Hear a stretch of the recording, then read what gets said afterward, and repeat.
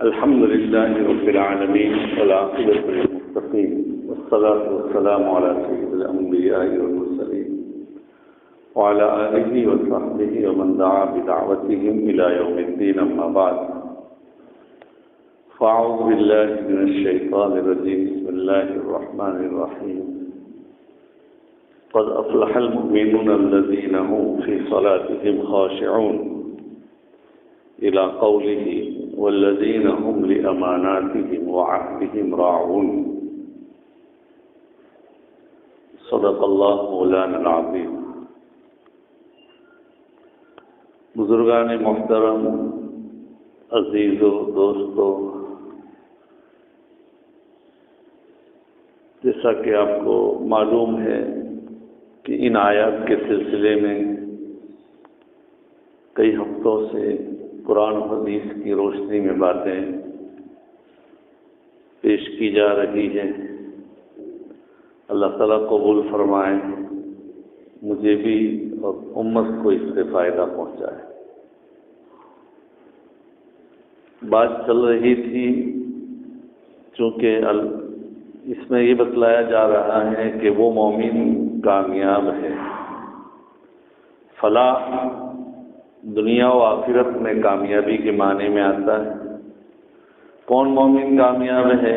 تو ان کے اندر یہ اوصاف، یہ صفتیں پائی جائیں، وہ کامیاب ہے۔ تو اس سلسلے میں 4 صفتیں تو ہو چکی ہیں، 5ویں صفت والذین هم لأماناتهم وعهدهم راعون، وہ مومنین جو امانتوں کو اور عہد و پیمان کو اس کی رعایت کرنے والے ہیں، اس کی پابندی کرنے والے ہیں، وہ لوگ بھی کامیاب ہیں۔ امانت کے سلسلے میں امانت، جیسا کہ میں نے گزشتہ ہفتے بھی بتلایا تھا، ہمارے یہاں ایک محدود مفہوم ہے اس کا، کہ کسی نے کچھ ہمارے پاس رکھا اور اس کو جیسا کہ ویسا دے دینا، یہ معنی بھی ہے۔ لیکن امانت بہت سی قسم کی ہمارے پاس ہے۔ قرآن کے اندر اس کا وسیع مفہوم آیا ہے۔ قرآن میں سورہ احزاب میں ہے، آخری رکوع میں اِنَّا عَرَضْنَا الْأَمَانَةَ عَلَى السَّمَاوَاتِ وَالْأَرْضِ وَالْجِبَالِ فَأَبَيْنَ أَن يَحْمِلْنَهَا وَأَشْفَقْنَ مِنْهَا وَحَمَلَهَا الْإِنسَانُ، ہم نے اس امانت کو آسمانوں پر، زمین پر اور پہاڑوں پر پیش کیا۔ اس امانت سے کون سی امانت مراد ہے؟ اس امانت سے تکلیف مراد ہے، مکلف بنانا، کہ اللہ نے پہلے آسمانوں کے سامنے یہ پیشکش کی کہ ہم تمہیں عقل دیں گے، سمجھ دیں گے، زندگی دیں گے۔ اتنی بڑی تو مخلوق ہے جو بغیر ستون کے کھڑی ہے، تیرے اندر یہ قدرتیں ہیں، تو اگر ہم یہ چیزیں کریں اور یہ چیزیں دے، تیرے اندر جان دے دیں، تجھے ایمان دے دیں، تجھے اچھے برے کی ہم سمجھ دے دیں، اور اس کے بعد ہم جن کاموں کو کرنے کا حکم دیں ان کاموں کو تو کریں، اور جن چیزوں سے ہم روکیں تو ان چیزوں سے رک جائیں۔ یہ اگر ہم تجھے دے دیں، اگر تو ہمارے حکم کی پابندی کرے گا تو ہم تجھے جنت میں دیں گے، قسم قسم کی نعمتیں عطا فرمائیں گے، اور اگر تو نافرمانی کرے گا، کیونکہ تیرے اندر ایک حص اور جان دے دی گئی ہوگی، اگر تو نافرمانی کرے گا تو تجھے جہنم کے ابد الآباد کی زندگی بھی مل سکتی ہے۔ آسمانوں نے کہا ہمیں تو یہ نہیں چاہیے، ہمیں مکلف نہیں بننا ہے، ہم تو جیسے ہیں ویسے ہیں، جنت یا جہنم کچھ بھی نہیں، ہم جیسے ہیں ویسے، تیرا جو حکم ہوگا اس کے مطابق تو چلائے گا، ویسے چلے۔ تو انا عرضنا الامانۃ علی السماوات والارض، زمین کے سامنے پیش کیا کہ تو بہت ٹھوس کرہ ہے، گیند ہے، تو اتنی مخلوق کو اپنے اندر سمائے ہوئے ہیں، سما سکتی ہے، تیرے اندر اتنی قدرت ہے، تو تو مکلف بن جا، تجھے ہم عقل دے دیں، تیرے اندر ہوشیاری دے دیں، اور تجھے اچھے برے کی چیز کی تمیز دے دیں، اور اس کے بعد تو ہمارے حکم کو بجا لانا، تجھے جنت مل جائے گی، اگر نہیں بجا لائے گا تو تیری پکڑ ہوگی، جہنم بھی مل سکتی ہے۔ نہ کہہ دیا۔ پہاڑوں کو کہا گیا وہ پہاڑ، حدیث میں آتا ہے اور شیخ سعدی بھی اپنے اشعار میں کہتے ہیں، تو زمین استپ لرز آمد تو پھیرو کفت بردامنش میخے کو، کہ زمین اللہ تعالیٰ نے جب پیدا کی تو ہلنے لگی، تو اللہ نے زمین کے اوپر پہاڑ گاڑ دیے، اس کی بنا پر بیلنس ہو گیا، اب اس کے اندر کیا ہلاؤ کم ہو گیا۔ وہ اتنے طاقتور پہاڑ ہیں، ان کے سامنے اللہ نے پیش کی امانت کو، یہی امانت، یعنی تو مکلف بن جا اور تو ایسا کر ویسا کر۔ کس نے انکار کر دیا؟ قرآن کہتا ہے، میں نہیں کہتا، قرآن کہتا فَأَبَيْنَ، انصاروں نے انکار کر دیا کہ ہم اس امانت کو نہیں اٹھا سکتے، وَأَشْفَقْنَ مِنْهَا، بلکہ ڈر گئے، وَحَمَلَهَا الْإِنسَانُ، انسان نے اس کو اٹھایا۔ دنیا کو پیدا کرنے سے پہلے حق تعالیٰ شانہ نے جب حضرت آدم کو پیدا کرنے کا ارادہ کیا، اور پھر حضرت آدم کو جب پیدا کیا تو سارے خلائق کو، حدیث میں آتا ہے ساری مخلوق کو ایک جگہ جمع کیا، وادی نعمان میں۔ وادی نعمان یہ عرفہ میں، عرفہ جو میدان عرفہ ہے اس کے قریب میں ایک وادی کا نام ہے، وہاں سب کو جمع کیا۔ کیسے؟ حضرت آدم کو اور قیامت تک کی جتنی انسانیت تھی ان سب کو حضرت آدم کی پشت سے نکالا۔ کیسے تھے وہ سب کے سب؟ چھوٹی چھوٹی جو چونٹیاں آتی ہیں نا، چونٹیوں کی بھی 3 قسم کی آتی ہے، ایک تو وہ کالی چونٹی آتی ہے، بلکہ 4 قسم کی آتی ہے۔ ایک تو بہت بڑا چونٹا ہوتا ہے، کالی چونٹی سے بڑا بعض مرتبہ نظر آتا ہے، پھر ایک کالی چونٹی ہوتی ہے، ایک سرخ چونٹی ہوتی ہے، اور کبھی کبھار بہت چھوٹی نظر آتی ہے، اس کو زر کہتے ہیں۔ اللہ نے ساری انسانیت کو ایک چھوٹی سی چونٹی کی شکل میں حضرت آدم کی پشت سے نکالا اور ان سے عہد و پیمان لیا، الست بربکم۔ یہ وہی عہد و پیمان ہے امانت کا۔ انسانیت نے کہہ دیا بلا، بہرحال۔ تو یہ امانت اللہ تعالیٰ نے ہمیں یہ جو زندگی دی ہے یہ امانت ہے۔ امانت کا وسیع بہت مفہوم ہے، امانت کا مفہوم بہت بڑا وسیع ہے۔ یہ اللہ نے ہمیں زندگی دی ہے، یہ ہمارے پاس امانت ہے۔ میں نے گزشتہ ہفتے اشارہ کیا تھا کہ یہ زندگی ہمارے پاس امانت ہے، اس لیے اس امانت کو جس طریقے سے اللہ تعالیٰ نے اجازت دی ہے اسی طریقے سے استعمال کی جائے گی۔ اسی لیے اگر کوئی آدمی یہ کہے کہ میں خودکشی کر لوں، مجھے مار دو، میں لکھ دیتا ہوں کہ تم مجھے مار دو گے کچھ بھی نہیں ہوگا، یا خودکشی کرنا چاہتا ہے، شریعت میں اجازت نہیں، اس لیے کہ یہ تیری جان تیری نہیں ہے، بلکہ حدیث میں اس کی وعید آئی ہے، جو آدمی جس طریقے سے خودکشی کرے گا، حدیث پاک میں اللہ کے رسول صلی اللہ علیہ وسلم فرماتے ہیں قیامت تک وہ اپنی قبر میں ایسا ہی کرتا رہے گا۔ اگر اس نے اپنے گلے پر چھری لگائی ہے تو قیامت تک ایسا کرتا ہی رہے گا، اگر وہ کسی بڑی عمارت سے گرا ہے تو ویسا ہی کرتا رہے گا، پنکھے کے ساتھ لٹک کر مر گیا ہے ویسا ہی کرتا رہے گا، قیامت تک اللہ اس میں جان دیں گے، وہ پھر خودکشی کرے گا، اس تکلیف میں ہمیشہ ہمیشہ مبتلا۔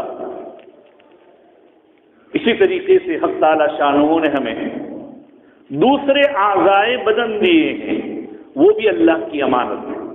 آنکھ دی ہے اللہ کی امانت ہے، گردہ دیا ہے امانت ہے، یہ اس وقت معلوم ہوتا ہے جب ایک کسی عضو کے اندر معمولی سی کمی آ جاتی ہے، سارا بدن کیا ہے، بے کل و بے چین ہو جاتا ہے۔ اگر آنکھ کی روشنی تھوڑی کم ہو جائے کیا ہو جائے، آدمی پریشان ہو جاتا ہے۔ اگر گردے نے تھوڑا بہت کام کرنا یا تھوڑی بہت کسی کی کریٹین کم آ گیا یا زیادہ آ گیا تو پریشان ہو جاتے ہیں کہ فلاں تکلیف ہو گئی، فلاں تکلیف ہو گئی۔ یہ امانت ہے، اللہ نے اس امانت کی کیا پاسداری کی ہمیں ذمہ داری عطا کی ہے، اور تو زندگی کی بھی۔ اور اگر ہمارے پاس کسی کی کوئی امانت ہے تو نبی اکرم صلی اللہ علیہ وسلم کی جو تعلیمات ہیں، امانت کو امانت دار تک پہنچانا۔ مومن کی تین کیا ہے، منافق کی تین نشانیاں نبی اکرم صلی اللہ علیہ وسلم نے فرمائی۔ ایک نشانی یہ کہ جب بات کرے جھوٹ بولے، وعدہ کرے وعدہ خلافی کرے، جب اس کے پاس خیانت امانت رکھی جائے خیانت کرے۔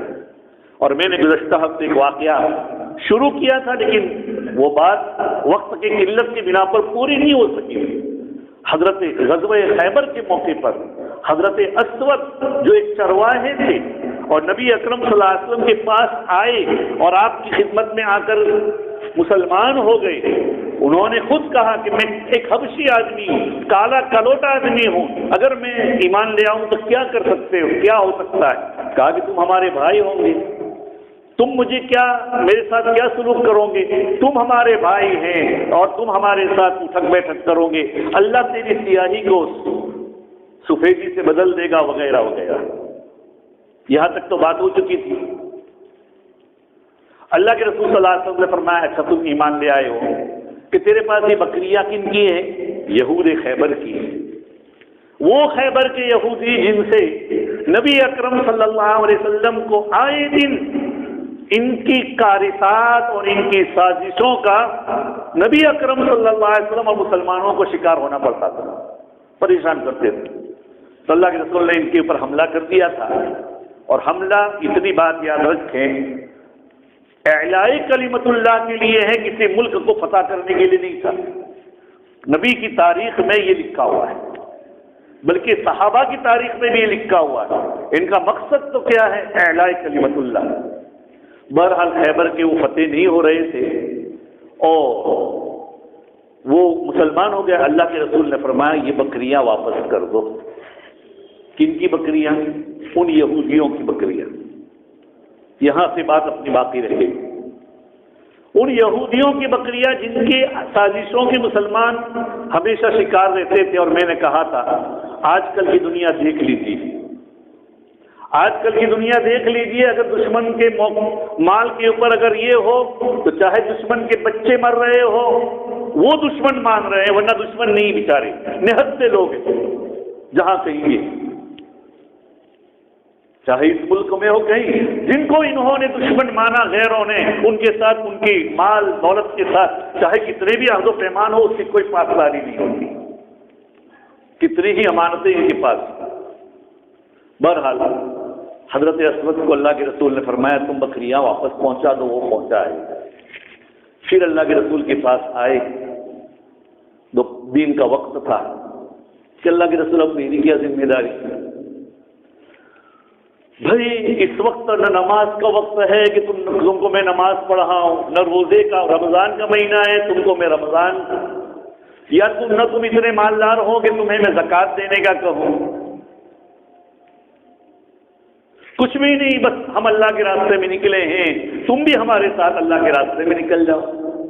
اگر میں اللہ کے راستے میں تمہارے ساتھ نکل جاؤں تو مجھے کیا ملے گا؟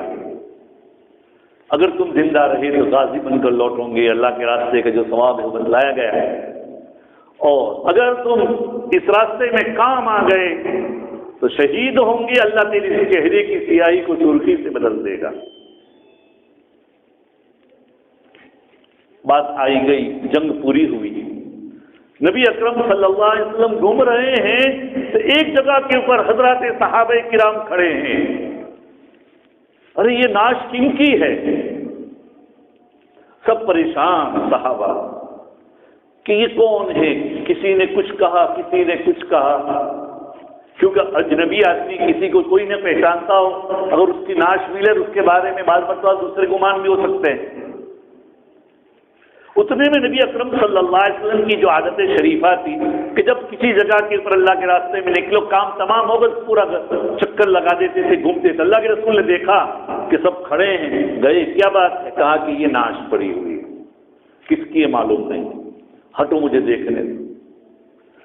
نبی نے کہا ارے یہ تو وہی اسود ہے، دیکھیے وہی اسود ہے، اور میں دیکھ رہا ہوں نہ اس نے کوئی نماز پڑھی، اللہ کے سامنے سجدہ کیا، نہ اس سے زکات دی، نہ اس سے روزہ رکھا، لیکن میں دیکھ رہا ہوں کہ وہ بغیر عمل کے جنت الفردوس میں پہنچ چکا ہے، اور میں دیکھ رہا ہوں کہ اللہ نے اس کی سیاہی کو سرخی سے بدل دی ہے۔ یہ ہے بھائی، یہ امانت کی پاسداری اسلام۔ اتنا ہی نہیں، والذین هم لاماناتهم وعهدهم راعون، امانتوں کی پابندی اور یہ رعایت کرنا بہت ضروری ہے۔ اسی آیت میں دوسرا ہے عہد۔ عہد یعنی کسی کو کوئی وعدہ کیا ہے تو اس وعدے کو پورا کرنا۔ والذین هم لاماناتهم وعهدهم، وعدہ خلافی یہ مومن کی شان نہیں، منافق کی نشانی۔ نبی اکرم صلی اللہ علیہ وسلم کی تعلیمات میں بھی یہ ہے کہ آپ نے وعدہ خلافی کو پسند نہیں کیا، بلکہ مومن کی نشانی ہی نہیں بتلائی۔ حدیث میں آتا ہے نبی اکرم صلی اللہ علیہ وسلم نے بعثت سے پہلے کا مطلب یہ ہے کہ نبی اکرم صلی اللہ علیہ وسلم نبی بنائے جانے سے پہلے ایک صحابی جو بعد میں صحابی بن گئے، مسلمان ہو گئے، ان کے ساتھ کچھ خرید و فروخت کا معاملہ ہوا۔ اللہ کے رسول صلی اللہ علیہ وسلم نے کوئی چیز بیچی تھی، انہوں نے خریدی تھی۔ اب خریدنے کے بعد اللہ کے رسول صلی اللہ علیہ وسلم کا اس صحابی کے پاس سے کچھ لینا باقی تھا، تو حضرت عبداللہ ابن ابو الحمصہ کہتے ہیں کہ میں نے اللہ کے رسول صلی اللہ علیہ وسلم سے کہا کہ آپ یہیں کھڑے رہو، میں لے کر آتا ہوں۔ وہ گئے، گھر جا کر وہ بھول گئے، ان کی نیت تو یہی تھی کہ میں آ جاؤں گا۔ نبی اکرم صلی اللہ علیہ وسلم وہیں کھڑے رہے۔ وہ جو صحابی ابھی مسلمان نہیں ہوئے تھے اور نہیں اللہ کے رسول نبی بنائے تھے، نبی بننے سے پہلے کا واقعہ، ابو داؤد شریف کی روایت ہے، فَنَسِيتُ ثُمَّ ذَكَرْتُ بَعْدَ ثَلَاثٍ، 3 دن کے بعد مجھے یاد آیا تو میں آیا، اللہ کے رسول وہاں کھڑے تھے۔ اللہ کے رسول صلی اللہ علیہ وسلم نے فرمایا ارے جوان، تو نے مجھے تکلیف میں ڈال دیا، ارے جوان تو نے مجھے تکلیف میں ڈالا، میں 3 دن سے یہاں کھڑا ہوں تیرا انتظار کرتے ہوئے، میں اپنی ضروریات کے لیے جاتا لیکن پھر فوراً آ جاتا تھا۔ یہ نبی کیا کوئی وعدہ کرتا، نبی کو وعدہ پورا کرتا۔ اور یہ تو یہ دشمنوں کے ساتھ اگر نبی کے ماننے والوں نے وعدہ کیا ہے تو ان وعدوں کو بھی نبی نے پورا کروایا۔ حضرت حذیفہ رضی اللہ تعالیٰ عنہ جو اللہ کے رسول صلی اللہ علیہ وسلم کے جلیل القدر صحابی ہیں، آپ کے رازدان بھی ہیں، خاص کر کے منافقین کی پوری لسٹ ان کے پاس تھی۔ اللہ کے رسول نے ان کو راز کی باتیں بتلائی تھی بہت سی۔ اسی لیے ایک مرتبہ حضرت عمر فاروق رضی اللہ تعالیٰ عنہ نے اللہ کے رسول صلی اللہ علیہ وسلم کے وصال کے بعد، آپ کے انتقال کے بعد، حضرت حذیفہ سے حضرت عمر فاروق نے پوچھا کہ مجھے ذرا منافقین کی لسٹ بتائیے۔ دیکھیے یہاں پر بھی کیسی امانت کی پاسداری، چونکہ نبی نے ان کو بتلایا تھا اور کسی کو کہنے کو نہ کہا تھا، اس لیے حضرت حذیفہ نے کہا میں نبی کے راز کو فاش کرنے والا نہیں ہوں۔ کون کہہ رہا ہے؟ جو یا تو امیر المومنین ہیں یا دوسرے نمبر کے صحابی، وہ پوچھ رہے ہیں لیکن ان کو یہ جواب دے رہے ہیں کہ میں نبی کے راز کو فاش کرنے والا نہیں۔ حضرت حذیفہ رضی اللہ تعالیٰ، اس سے یہ بات بھی معلوم ہوئی کہ چھوٹوں کے پاس اگر کسی قسم کا راز ہو اور بڑے ان سے پوچھے اور نہ بتلائیں تو بڑوں کو رنج کرنے کی ضرورت نہیں ہے کہ میں اتنا بڑا اور مجھے نہیں کہہ رہے ہیں۔ ارے آپ اپنی جگہ پر بالکل بڑے ہیں، لیکن شریعت کی تعلیم یہ ہے کہ جس کے پاس جو راز ہے وہ راز کو راز رہنے دیجیے۔ البتہ جو متعلقہ شخص ہے اس کے متعلق کوئی بات ہو تو بتا سکتے ہیں۔ حضرت عمر نے اتنا پوچھا کہ ذرا اتنا بتائیے کہ میرا نام ان منافقین میں تو نہیں ہے؟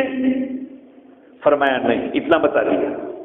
تو وہ حذیفہ رضی اللہ تعالیٰ عنہ نبی اکرم صلی اللہ علیہ وسلم مدینہ منورہ ہجرت کر کے تشریف لے گئے، اور مدینہ منورہ جانے کے بعد ابھی یہ مکے میں ہے حضرت حذیفہ، ان کے والد حضرت ابو الیمان یہ مسلمان ہوئے، حضرت یمان مسلمان ہوئے مکے میں۔ یہ باپ بیٹے اس نیت سے نکلے کہ ہم مدینہ منورہ جا رہے ہیں ہجرت کی نیت سے۔ ادھر مشرکین کا جو پہلا اللہ کے راستے میں مقابلہ ہوا تھا بدر کا، اس کے لیے مشرکین مکہ 1000 کے لشکر کے ساتھ مدینے کی طرف حملے کے لیے نکلے ہوئے تھے۔ ابو جہل کا پورا قافلہ تھا، اور یہ بھی مکے سے نکلے۔ راستے میں ابو جہل آپ کو ملا، حضرت حذیفہ کو کہاں جا رہے ہیں؟ وہاں کوئی تصنع تو تھا نہیں، بناوٹ تو تھی نہیں، وہی بات بتلا دی کہ بھائی میں تو ہجرت کر کے میں اور میرے ابا جا رہے ہیں۔ اچھا تو تم ہجرت کر کے جا رہے ہو تو وہاں جا کر تم ہمارے ہی مقابلے میں نکلیں گے؟ ہم تو جا رہے ہیں حملے کے لیے، تو تم ہمارے مقابلے میں نکلیں گے؟ چلو لاؤ آج یہیں پر تمہارا کام نمٹا دیں۔ حضرت حذیفہ نے ان کو منت کی اور کہا کہ بھئی دیکھیے میں وہاں جاؤں گا تو میں وہاں جاؤں گا تو ان لوگوں کے ساتھ نہیں نکلوں گا جو تیرے مقابلے میں نکلیں گے۔ یہ وعدہ کر لیا۔ اس کے بعد ابو جہل نے ان کو چھوڑ دیا۔ مدینہ منورہ ہجرت کر کے یہ پہنچے ہیں نبی اکرم صلی اللہ علیہ وسلم کی خدمت اقدس میں، اور آپ بدر کے لیے نکل رہے ہیں۔ آپ نے کہا ہم ہجرت کر کے ملاقات ہوئی، چنی چنیا بات ہوئی۔ پھر پورا واقعہ ذکر کیا کہ ایسے ابو جہل کی راستے میں ملاقات ہوئی۔ ٹھیک، اللہ کے رسول یہ تو ہم نے مارے ڈر کے یہ کیا تھا، تلوار کی چھاؤں میں ہم نے ان سے وعدہ کیا تھا، ایسے وعدے کو ہمیں پورا کرنا نہیں چاہیے، میں بھی نکلنا چاہتا ہوں۔ اور دیکھیے بدر کیسا موقع، کیسی لڑائی تھی۔ وہ مقدس 313 آدمی ہیں کہ جن کے نام پڑھ کر لوگ دعائیں مانگتے ہیں، دعائیں قبول ہو جاتی ہیں۔ وہ حق و باطل کے درمیان کا پہلا معرکہ تھا کہ نبی نے آپ صلی اللہ علیہ وسلم کے ساتھ کوئی سر و سامان نہیں تھا، صرف اس زمانے کے اعتبار سے تلوار سے لوگ لیس ہو کر نکلتے، لیکن صرف 8 تلوار تھی۔ کسی کے ہاتھ میں پتھر تھا، کسی کے ہاتھ میں لاٹھی تھی، اور اس طرح نکلے تھے بے سہارا، کچھ اونٹ تھے بس۔ اور نبی نے بدر میں ہمارا کام کیا ہے، ہم اپنی کوششوں کو کریں اور کوششوں کے بعد اللہ کے حوالے اپنے معاملے کو کر دیں۔ نبی اسی اللہ پر بھروسہ کر کے نکلے ہیں۔ بدر کے موقع پر جب بدر کے میدان میں جاتے ہیں تو وہاں اللہ کے رسول آگے کی رات میں، اگلی رات میں اللہ کے رسول صلی اللہ علیہ وسلم اللہ کے سامنے آہوزاری کرتے ہیں کہ اے اللہ، میرے بس میں جو تھا اتنی مٹھی پر صحابہ کو لے کر نکلا ہوں، اتنے آہوزاری کے ساتھ کہا اے اللہ، اگر آج اس چھوٹی سی جماعت ہلاک ہو گئی، روئے زمین پر تیری قیامت تک عبادت نہیں ہوگی۔ یہ نبی نے آہوزاری۔ ابو بکر کہہ رہے ہیں کہ اے اللہ کے رسول، آپ نے بہت کچھ اللہ کے سامنے آہوزاری کر دی۔ وہ بدر کی لڑائی، اتنی مبارک لڑائی کے اندر شریک ہونے کے لیے درخواست کر رہے ہیں، اور اللہ کے رسول کہتے ہیں کہ آپ نے وعدہ کیا ہے، اس وعدے کے خلاف نہیں کر سکتے، آپ یہیں پر رہیے۔ یہ میں کہنا چاہتا ہوں کہ وعدے کی عین لڑائی اور عین مقابلے کے وقت بھی نبی نے کیا کر دی ہے، پابندی کی۔ ایسا نہیں کہ بھائی چلے گا، یہ تو دشمن ہے، دشمن کے ساتھ۔ اسی لیے اگر کسی بھی میدان کے اندر اللہ کی مدد چاہتے ہو حق باطل کے درمیان میں، پہلی تو نیت یہ ہو اعلاء کلمت اللہ۔ ہم اپنے دائرے کو بڑھانے کے لیے نہیں جائیں گے، ہم کسی کو بھی اللہ کے رسول کی دعوت دیں گے تو دعوت دینے کا مقصد یہ ہو اللہ کا دین دنیا میں چل جائے، دنیا کے ہر کچے پکے گھر میں اللہ کی کیا بات پہنچ جائے، یہ نہیں ہے تو بس ہمارا دائرہ بڑھانا نہیں۔ یہ حضرات اللہ کے رسول، اسی لیے میں ایک واقعہ سنا کر اپنی بات پوری کروں گا۔ حضرت عمر فاروق رضی اللہ تعالیٰ عنہ نے بیت المقدس کو فتح کیا، اور ان کے بارے میں آتا ہے کہ بیت المقدس کو فتح کیا تو یہودیوں کی کتابوں میں یعنی تورات انجیل میں لکھا ہوا تھا کہ بیت المقدس کو آخری نبی کا ایک خلیفہ ایسا فتح کرے گا کہ جس کے بدن کے اوپر جو کرتا ہوگا اس پر پیوند لگے ہوئے ہوں گے، اور جب داخل ہو رہا ہوگا بیت المقدس میں وہ پیدل چل رہا ہوگا اور ان کا غلام جو ہوگا وہ اونٹ پر بیٹھا ہوگا۔ یہ نشانی بتائی گئی ہے، اور بالکل چونکہ ایک اونٹ تھا غلام اور دونوں کے درمیان میں تو یہ باری باری چلتے تھے، جیسے مثلا طے کیا کہ 5 کلومیٹر تو چل، تو بیٹھ، اور 5 کلومیٹر میں بیٹھوں گا۔ جب بیت المقدس میں داخل ہونے کی باری آئی تو غلام کی باری تھی، غلام نے کہا کہ حضرت آپ بیٹھ جائیے، کہا میں نہیں بیٹھوں گا، تیرا حق میں کیسے؟ وہ یہودی علماء تھے، وہ کھڑے تھے وہاں، انہوں نے دیکھ کر ان کے پیر چوم لیے اور وہ جو دستخط کرنا تھا وہ دستخط ہو گئی۔ وہاں پر یہ طے ہوا کہ تم سالانہ جزیہ دو گے، اور جزیہ کتنا ہوتا ہے؟ دیکھو لوگ کہتے ہیں جزیہ، جس کو ایک معنی کا ٹیکس کہتے ہیں، کہ جزیہ کوئی بڑی مقدار نہیں ہے بھائی۔ سالانہ اگر غریب آدمی ہے تو 12 درہم، درمیانی آدمی ہے تو 24 درہم، اور اگر بہت زیادہ مالدار ہے تو 48 درہم لازم ہوتے ہیں، اور 48 درہم کی قیمت آج کل 150 گرام چاندی تقریباً ہوتی ہے۔ اب 150 گرام چاندی کی کتنی قیمت ہوئی؟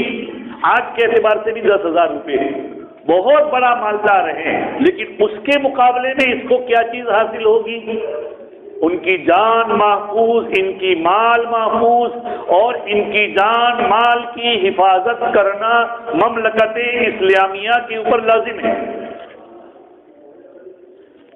اسلامی مملکت اسلامیہ کے اوپر کیا لازم ہے؟ تو ایک مرتبہ اللہ کے راستے میں حضرت عمر کا لشکر نکلا ہوا تھا، اور وہاں مجاہدین کی ضرورت تھی اللہ کے راستے میں۔ تو کسی نے مشورہ دیا کہ بھائی ہماری بہت بڑی بریگیڈیئر وہاں پڑی ہوئی ہے بیت المقدس میں، ان کو بلا لو۔ حضرت عمر کو رائے پسند آئی کہ بھئی ان کو، وہ سارا لشکر وہاں پڑا ہوا ہے، بلا لو۔ حضرت عمر رضی اللہ تعالیٰ عنہ نے کہا بلا لو، لیکن اس کے ساتھ یہ ضروری ہے کہ ہم نے ان کی حفاظت کا وعدہ کیا ہے اور اس کے مقابلے میں سال بھر کا جزیہ لے لیا ہے، تو ہم ان کے ذمہ داروں کو بلا لیتے ہیں اور کہہ دیتے ہیں کہ دیکھیے اس سال کے لیے ہم تمہاری حفاظت نہیں کر سکتے، اور تمہارے پاس سے جو جزیہ لیا ہوا ہے یہ لوگ واپس لے لیں۔ یہ اسلام عہد و پیمان کی کیا پاسداری کرتا ہے، لحاظ کرتا ہے۔ لہذا اگر کسی کے ساتھ عہد و پیمان، کسی کے ساتھ کچھ وعدہ ہو گیا ہو تو اس وعدے کو پورا کرنا ضروری ہے، الا یہ کہ وعدہ پورا کرنا بعض مرتبہ ناممکن ہے تو اس کو خبر دے دو۔ نبی اکرم صلی اللہ علیہ وسلم بیٹھے ہوئے تھے، اور ایک صحابی نے ایک بچے کو بلانا چاہا کہ ارے ادھر آ، بچہ آ نہیں رہا تھا، تو جیسے ہمارے یہاں ہوتا ہے عورتیں ہی بلاتی ہے، ارے ادھر آ تجھے کچھ دوں۔ اللہ کے رسول صلی اللہ علیہ وسلم نے فوراً پوچھا کہ آپ وہ بچہ نہیں آ رہا ہے، کہہ رہے میں کچھ دوں، ادھر آ جا، تو تمہاری کچھ دینے کی نیت بھی ہے کہ نہیں؟ فرمایا کہ ہاں اللہ کے رسول میرے پاس کھجور تھا تو میرا ارادہ تھا کہ وہ آئے گا میں اس کو کھجور دوں گا۔ فرمایا اگر تم دیتے تو ٹھیک ہے، ورنہ اگر یہ ہو تو یہ بھی جھوٹ ہے، وعدہ خلافی ہے۔ اور آج ہمارے بچوں کی تربیت اسی لیے نہیں ہو رہی ہے کہ ہم اپنے بچوں کو کیا ہے جھوٹ بلانا پہلے سے سکھاتے ہیں، بلاتے ہیں خود، دیتے کچھ بھی نہیں۔ اپنے بچوں کو کہتے ہیں باہر کسی نے آواز لگائی، اپنے بچوں کو کسی نے کھٹکھٹایا، گھر میں خود موجود ہے، اور گھر میں خود موجود ہے، بھائی بچوں اوپر شور کر رہے ہیں، ہاؤس پر شور کر رہے ہیں، وہ خاموش کرو۔ تو گھر میں کوئی آواز لگائی اندر آنے کے لیے تو ہوا ہے کہ بھائی کہہ دیتے ہیں بچے کو کہ کہہ دو کہ ابا گھر میں نہیں ہے. ابھی بچہ غلط بول رہا ہے. اور بعض مرتبہ بچے بھی اتنے ہوشیار ہوتے ہیں کہ باہر آ کر ایسا کہتے ہیں کہ ابا ایسا کہتے ہیں کہ ابا گھر میں نہیں ہے. بہرحال اپنے بچوں کی تربیت اچھی طریقے سے کیجیے. ہم گھر میں جھوٹ بولنا، بعض مرتبہ ہم غیبتیں کرنا اپنے بچوں کو سکھاتے ہیں. جھوٹ بولنے کی تربیت، وہ بچے جھوٹ بولنے کی اگر ہم تربیت ان کو کریں گے تو وہ بچے مستقبل میں ہمیں بھی جھوٹ کیا ہے بنا دیں گے، ہمارے سامنے بھی ایسے ہی باتیں کریں گے. تو عزیزوں، دوستوں، بزرگوں، یہ قرآن پاک کی آیت کے سلسلے میں کچھ باتیں تھیں. والذین هم لاماناتهم وعهدهم راعون، یہ امانت اور عہدے کے بارے میں انشاءاللہ عہد و پیمان کے بارے میں آئندہ ہفتے بھی یا آئندہ مجلس میں اللہ تعالیٰ اگر توفیق دے گا تو کچھ بات ہوگی. وآخر دعوانا ان الحمد للہ رب العالمین. سبحان اللہ وبحمدہ، سبحانک اللہ.